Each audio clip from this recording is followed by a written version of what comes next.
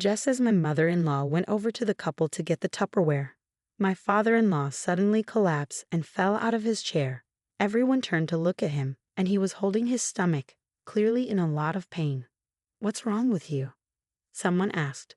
My father-in-law then said something that surprised me. "I just ate a little bit of food from the kitchen. Why is my stomach suddenly upset?" I didn't miss my mother-in-law's comment either. "My name is Elizabeth, and I'm a 20-year-old housewife. My husband Vernon and I got married last year. We're the same age, so we have similar conversations and values. Because of that, we get along really well, and we're just as in love now as we were before we started dating. However, there was one thing that bothered me a little after we got married. When we went to visit my in-laws to give our wedding greetings, I noticed that my mother-in-law was a bit old-fashioned.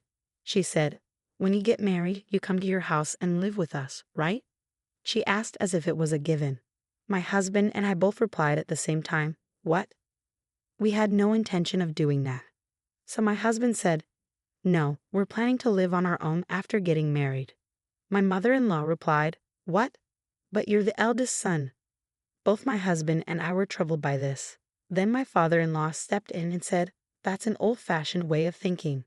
Do whatever you want, Vernon and Elizabeth.' His words helped calm my mother-in-law down. But there was another issue that made things even more uncomfortable. Neither my husband nor I had planned to have a wedding ceremony. We didn't like anything too fancy and thought it would be better to use the money for travel instead. When I told my in-laws about this, my mother-in-law's face turned pale again. "How can you not have a wedding?" she asked. As I mentioned earlier, my mother-in-law is very traditional, so she was strongly against our idea of skipping the wedding. She was worried about how to explain to the relatives that the eldest son wouldn't have a wedding. In her mind, the eldest son is the most important, so she couldn't accept anything that didn't fit her beliefs. But again, my father-in-law came to our rescue. He said, "None of the relatives care about the wedding. They just see it as a chance to have a nice meal. After a while, they'll forget there wasn't a wedding." My father-in-law said, "If you decide not to have a wedding, that's fine." He was very kind and respected our decision, which saved us from being pressured into following my mother-in-law's old-fashioned ideas. However, my mother-in-law wasn't happy about it. So we got married without a wedding and started living on our own. I became a housewife to support my husband. I feel very happy doing housework and making lunch and dinner for him every day. I think it will be even more enjoyable when we have children someday. About 2 months after our marriage, my parents-in-law asked my husband if he would like to visit them. My husband and I had had some disagreements with my mother-in-law, so we were a little worried. But we hadn't visited their house since getting married, so we decided we should visit them. I was worried that my mother-in-law might try to bully me, but surprisingly, she didn't. In fact, she was very kind. "If you have any questions about being a housewife, you can always ask me," she said. "I have lots of recipes and I'll teach you everything I know." My mother-in-law loves to cook and often invites neighbors over for home parties, which she says are very popular. That day, I had a home-cooked meal prepared by my mother-in-law, and it was delicious. Both my father-in-law and mother-in-law were very kind, and I realized I didn't need to worry as much as I had. My husband felt the same way and thought it would be fine to visit his parents once in a while. About 3 months later, my parents-in-law invited us to a dinner party at their house. Since our last visit had gone so well, we were happy to go. This time, my mother-in-law served food that looked like it came from an expensive restaurant. My husband even complimented her, saying, "You're getting better and better at cooking. You didn't make anything like this when I was a kid. This meal is really delicious. Thank you for preparing so many amazing dishes." My mother-in-law smiled happily when I thanked her and told me to eat a lot. I had a great time. But that night, I had a terrible stomachache. While I was sitting in the bathroom, I started feeling faint and weak. "Hey Elizabeth, are you okay?" I heard my husband's voice, but it faded away. When I woke up, I was in a hospital bed. My husband had called an ambulance, and I was rushed to the hospital. The doctors said they couldn't figure out what was wrong. It wasn't food poisoning or anything like that. I thought maybe there was too much olive oil in the pasta I had for lunch, but I never found out what caused it. After getting an IV drip and some rest, I started feeling better. My husband and I went home and went to bed. I couldn't understand what was going on, but I didn't have any more symptoms after that. However, 2 months later, the same thing happened again. Suddenly, I felt sick. The only thing that was the same as last time was that it happened after eating my mother-in-law's cooking at my in-laws' house. I wondered if my mother-in-law's food was spoiled, but my husband, who ate the same food, was completely fine. Then, a month later, it happened again after we had dinner at my in-laws' house. I invited a friend over for lunch to talk about why this kept happening to me. "Isn't that coming from stress?" she suggested. Her words made me a bit nervous. I thought I was being completely trusting and open-minded, but maybe I was feeling a bit anxious around my mother-in-law without realizing it. After all, I was getting sick every time we visited my in-laws' house, so my husband was worried too. He suggested that we stop visiting my parents-in-law's house for a while. "I don't know the cause, but this always happens when we eat at my parents-in-law's house," he said. He thought it might have something to do with my mother-in-law's cooking. I wondered if that could really be the case. After that, my mother-in-law contacted my husband several times, inviting us to dinner. He always refused, thinking of me. But after a while, we got another invitation that we couldn't refuse. My brother-in-law and his wife were coming to my in-laws' house to give their wedding greetings. I felt a bit down because I had been feeling better by avoiding visits to my in-laws' house. My husband reassured me, saying I didn't have to eat much. So I decided to eat as little as possible. When the day of the party arrived, my mother-in-law was as kind as ever. As long as we talked normally, I didn't feel sick. I started to wonder if maybe there was something wrong with the food after all. A little later, my brother-in-law and his wife arrived, and we had a nice conversation with them. Meanwhile, my mother-in-law was preparing the dishes with great skill, and more food was being laid out on the table. Her home-cooked meals looked as beautiful and delicious as ever. In fact, the food I had eaten before tasted really good, so I still couldn't understand why I was getting sick.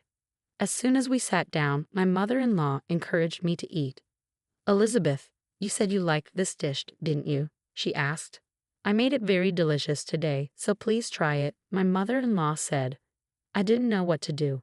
Then my husband stepped in and said Elizabeth isn't feeling well today, so let her eat only what she can when she can. But my mother-in-law responded, "Well then, this small amount should be fine, right?" She placed a small plate with less food in front of me.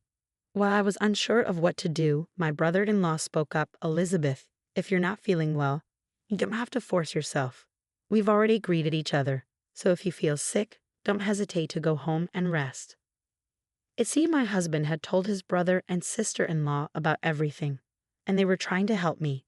My mother-in-law realized she couldn't force me to eat her food, so she said, "Well then, I'll put it in a Tupperware for you to take home." I couldn't help but wonder why she was so eager for me to eat it. I figured that if I took the food home, I didn't have to eat it right away, so I said, "Okay, thank you very much." As my mother-in-law went to get the Tupperware, my father-in-law suddenly collapsed and fell off his chair. We all turned to look at him, and he was holding his stomach, clearly in a lot of pain. "What's wrong with you?" someone asked. He hadn't even touched the food on the table yet. Then my father-in-law said something surprising. "I just ate a little bit of food from the kitchen. Why is my stomach suddenly upset?" I did miss my mother-in-law's comment, "Did you eat some of that?" My husband immediately called an ambulance, and my mother-in-law went with my father-in-law to the hospital. We were all stunned, left at my in-laws' house. But I couldn't stop thinking about what my mother-in-law had said earlier. It seemed that my brother-in-law's wife had noticed something too. We started to wonder if there might be a secret in the kitchen. We decided to check the kitchen where my mother-in-law had been. We found something surprising. We then drove to the hospital where my father-in-law was taken. As soon as we got through the reception desk, we went to his room and heard voices inside. The doctor was asking my mother-in-law if she knew what was wrong with my father-in-law. She said she had no idea. When we entered the room, my mother-in-law looked flustered. "Oh, you guys came all the way here. It's all right. As long as I'm here, it will be fine," she said. But we weren't going to miss this chance. I told her I needed to talk to her and walked up to her, with my husband, my brother-in-law, and his wife following me. "What's going on with you guys?" I asked. My father-in-law's condition seemed to have stabilized and his color looked normal, but they still didn't know the cause.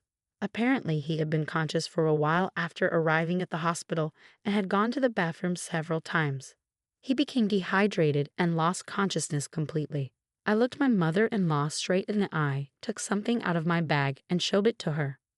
When she saw it, she got upset. "Do you recognize this?" I asked.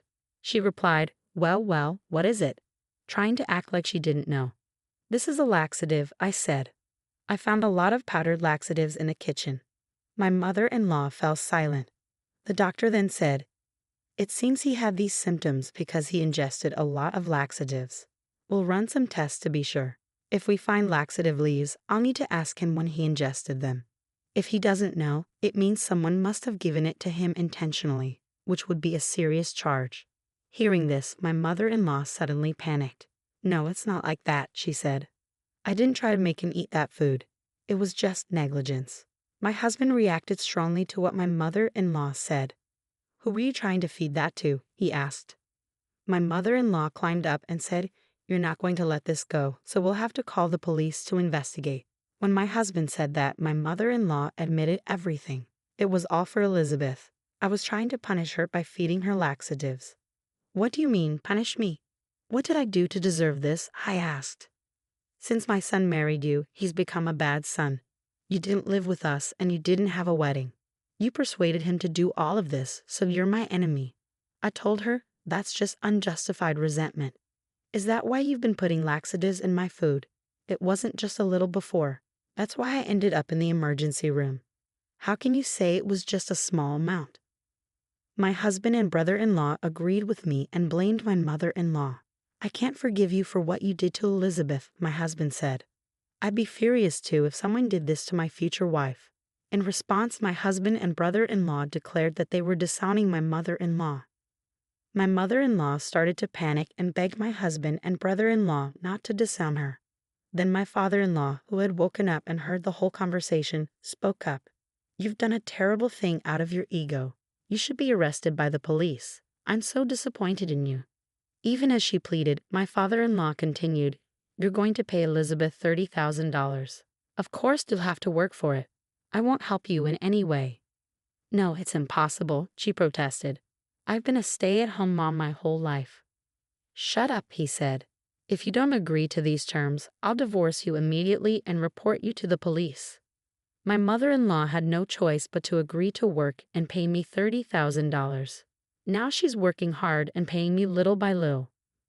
My father-in-law keeps a close eye on her to make sure she doesn't cheat, and all her salary goes towards this payment.